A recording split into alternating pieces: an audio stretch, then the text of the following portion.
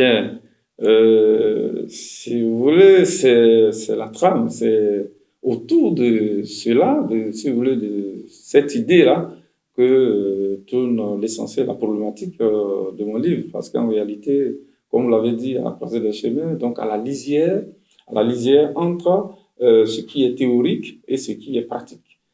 Et vous voyez, en réalité, il y a plusieurs éléments qui me font penser cela parce que il est tout simplement question de prendre l'exemple de la situation de Covid que nous avons vécue. Et nous pouvons aussi prendre les situations de guerre. Les situations de guerre que nous connaissons dans ce monde-là. On a par exemple la guerre de la Libye, la guerre en Syrie, la guerre en Afghanistan.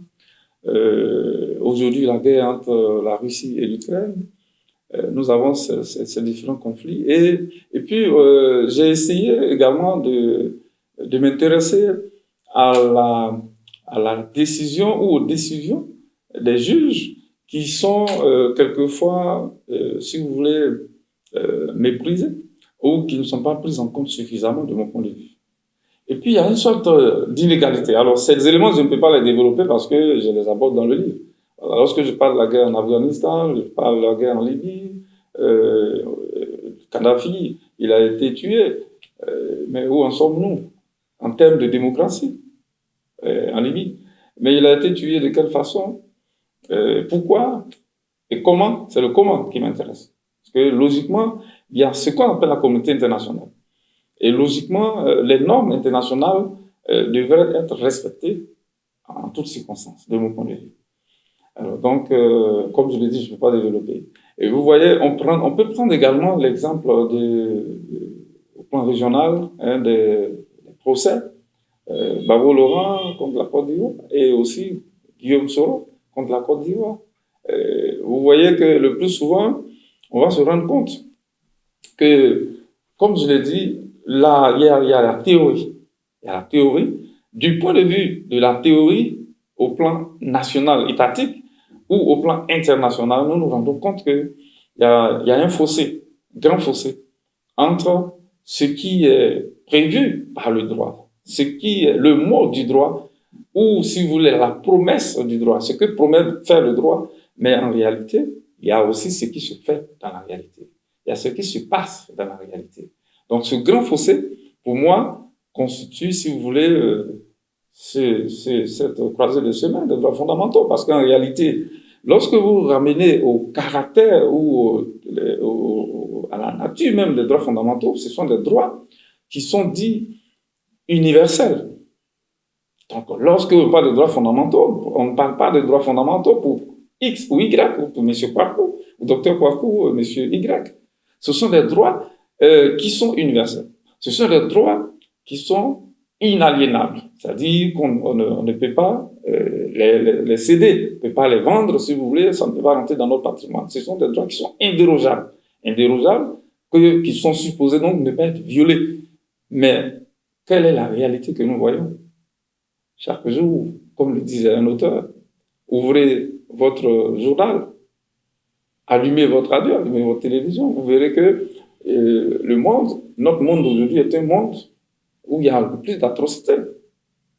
Alors, les promesses faites après les deux grandes guerres mondiales par la communauté internationale, c'était donc de parvenir à sauvegarder, à promouvoir et à protéger, à donner plus de dignité et de faire en sorte que les atrocités au niveau humain puissent, je peux dire, diminuer.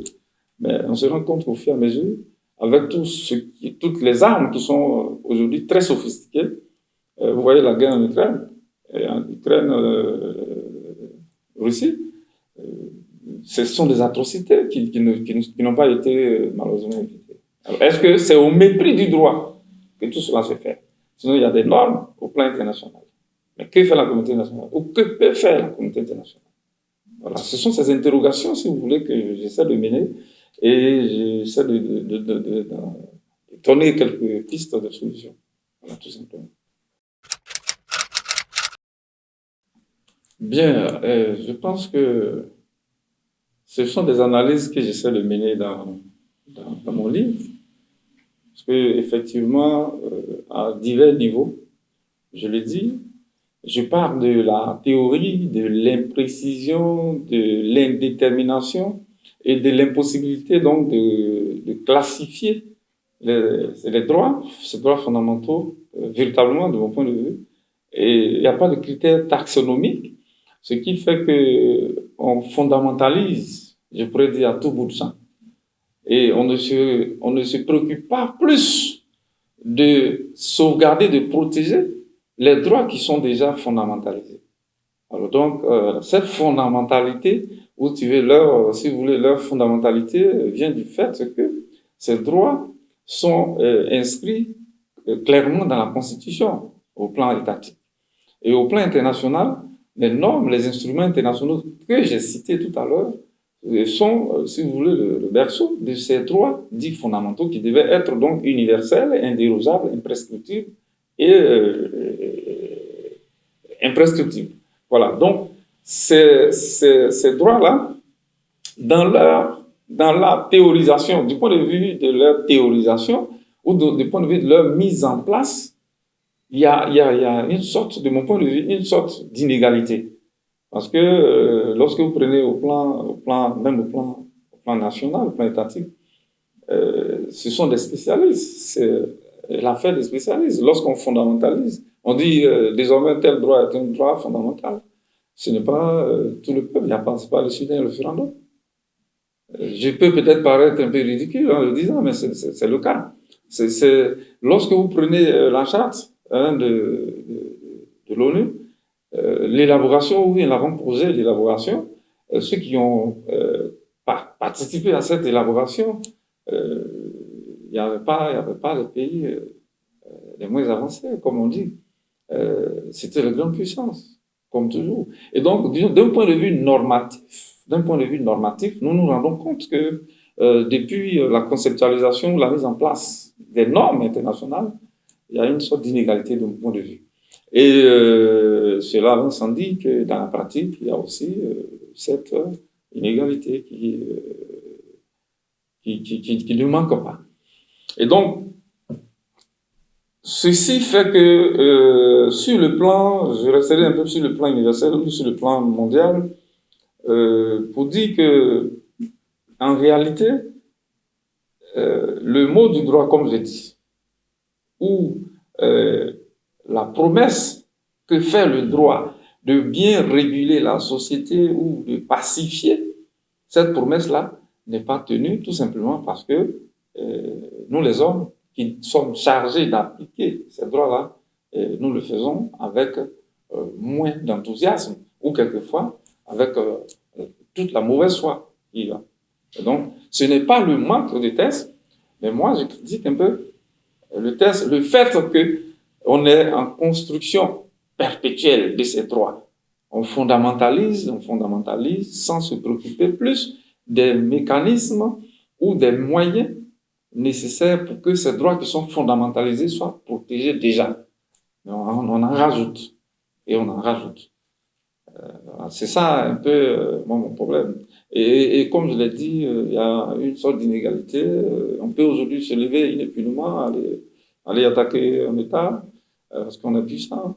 Et voilà, la communauté internationale, bloquée par cette éternelle question de souveraineté des États, quelquefois est impuissante. Ou quelquefois, elle-même, je peux dire volontairement, quelquefois, entretient cette impuissance. Oui, plus ou moins quand même, parce que je ne peux pas être dans la posture critique sans apporter quelques éléments de solution. Et de mon point de vue, d'un point de vue théorique, parce que mon livre est en deux parties. La première partie, c'est le fait qu'on est dans une approche plus de fondamentaliser les droits au fur et à mesure, parce que vous vous rendez compte aujourd'hui, il y a un auteur qui l'a dit, si on ne fait pas attention, peut-être que si les chiens pouvaient parler, les chiens aussi réclameraient des droits. Ils ont des droits, droits des animaux. Mais s'ils pouvaient parler, ils avaient réclamé des droits. Donc on se demande, est-ce qu'il n'y a pas trop de droits fondamentaux? Donc de mon point de vue, la première chose à faire, c'est de chercher à élaborer une sorte d'élément concret, juridique, qui puisse encadrer la détermination des droits fondamentaux. De sorte qu'on ne puisse pas être aussi libre de proclamer ces droits-là ou de fondamentaliser. Finalement, on finira de fondamentaliser tous les droits. Et finalement, tous les droits seront les droits fondamentaux. Donc, c'est un peu mon problème. Et je me dis que ce qui est déjà fondamentalisé, il faut trouver les moyens, les mécanismes nécessaires pour que ces droits-là puissent bénéficier du maximum de protection. C'est cela le plus important. Le tout n'est pas de fondamentaliser, le tout n'est pas de déclarer des droits, mais le plus important, c'est de pouvoir donc, les protéger. Alors, en termes de solutions à ce niveau, c'est d'abord, moi, je compte sur la bonne foi des humains, des hommes, même quand c'est difficile, parce que c'est un problème aussi humain que juridique, humain, social et aussi juridique. Donc, les règles, c'est pas que les règles n'existent pas, peut-être toutes les règles peut-être n'existent pas, mais de mon point de vue, le minimum de règles qui ont été déjà établies, d'un point de vue démarche, il faut qu'on se fasse, on soit tous de bonne foi pour pouvoir les appliquer. Lorsque vous prenez les différentes conventions de Genève, vous vous rendez compte qu'il y a une façon de faire la guerre. Mais cette façon de faire la guerre, lorsque un État ne respecte pas cette façon de faire la guerre, je le dis toujours, on est toujours bloqué par cette question de souveraineté. Qu'est-ce qu'on peut? Qu'est-ce qu'on fait? Et il faut que, au niveau donc de l'application des sanctions ou des normes internationales en termes de sanctions des États, permettez-moi l'expression des États voyous, quelquefois les grandes puissances se jouent les voyous, rien n'est fait. Tout simplement parce que ce sont des grandes puissances. Vous imaginez aujourd'hui ce qui se passe de l'autre côté, en Ukraine? Si ça avait été peut-être en Afrique ou entre deux pays africains, la solution aurait été déjà trouvée. C'est mon point de vue. Alors, donc, il faut que on soit, comme on l'a dit, ce sont des droits universels, ce sont des droits indérogeables. Donc, comme ce sont des droits universels, il faut que ces droits soient considérés de façon universelle, que ce ne soit pas deux poids, deux mesures, et que ce soit bien protégé lorsqu'il s'agit peut-être des pays occidentaux, et que ce soit moins protégé ou mal protégé lorsqu'il s'agit des pays en voie de développement ou les pays du Sud. Voilà. Et donc, je compte sur la bonne foi des humains, et en même temps, je me dis qu'il faut qu'on applique correctement les règles qui existent déjà, et surtout, si ces règles ne sont pas appliquées, que s'il y a des possibilités de sanctions, qu'on les applique. C'est vrai qu'on ne peut pas peut-être enfermer, emprisonner un État, mais il y a plusieurs éléments diplomatiques qu'on peut utiliser pour dissuader les éventuels aventuriers qui sèment le désordre dans le monde et qui violent les droits de l'homme. Aujourd'hui, de fait de certaines guerres, il y a beaucoup d'éléments du point de vue économique, on en pâtit. Donc ce sont des droits économiques et sociaux qui en pâtissent.